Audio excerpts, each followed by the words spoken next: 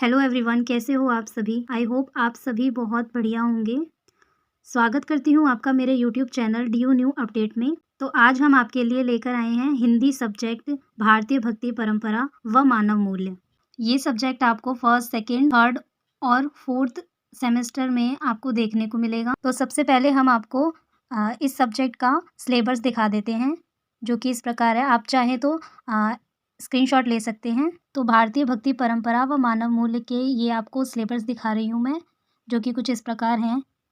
इसमें यूनिट 3 रहेंगे और तीनों के यूनिट अलग अलग पार्ट में यहाँ पे आप देख सकते हो। आप जैसे यहाँ पे इकाई 1 का 4 पार्ट हैं अलग अलग, सबके बारे में कुछ ना कुछ अलग अलग लिखा है। इकाई 2 में आपको यहाँ पे 13 अलग अलग कवियों के बारे में बताया गया है, जिनके बारे में आपको पढ़ना है। तीसरी इकाई में आपको देखने को मिलेगा यहाँ पे एक पार्ट है मानव मूल्य का अर्थ। ये जो हिंदी सब्जेक्ट आपके सामने दिख रहा है, मैं इसी विषय का आपके लिए ये क्वेश्चन पेपर लेकर आई हूँ। ये फर्स्ट सेमेस्टर का है और इसको करने के लिए हमें 1 घंटे का टाइम दिया जाएगा, जो कि 30 मार्क्स का है, आप देख सकते हैं।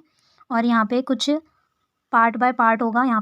यहाँ पे आपको सबसे पहले यहाँ पे दिखाया गया है कि जो आपका फर्स्ट क्वेश्चन है वो बहुत इम्पॉर्टेंट है, वो करना ज़रूरी है, अनिवार्य है। बाकी के जो 3 क्वेश्चन रह जाएंगे उनमें से कोई 2 के आपको आंसर करने हैं। तो फर्स्ट क्वेश्चन की यहाँ पे बात करते हैं। तो किन्हीं 2 विषयों पर संक्षिप्त टिप्पणी लिखिए। आपको ये 3 दिए गए हैं। जो आपका फर्स्ट है अद्वैतवाद की प्रमुख विशेषता, सेकंड है भक्ति के विभिन्न संप्रदाय, थर्ड है संत रामदेव।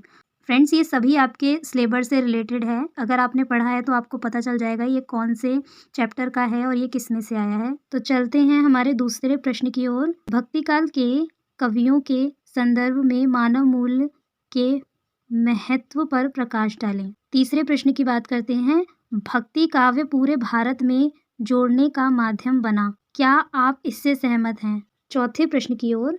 मीराबाई के पदों में वर्णित भक्ति भावना का स्वरूप क्या है? तो यहाँ पे मैंने आपको सारे क्वेश्चन बता दिए हैं इम्पॉर्टेंट, जो आ सकते हैं, चांसेस हैं, और आप इनका प्रिपरेशन करेंगे तो आपका एग्ज़ाम की तैयारी अच्छे से हो जाएगी।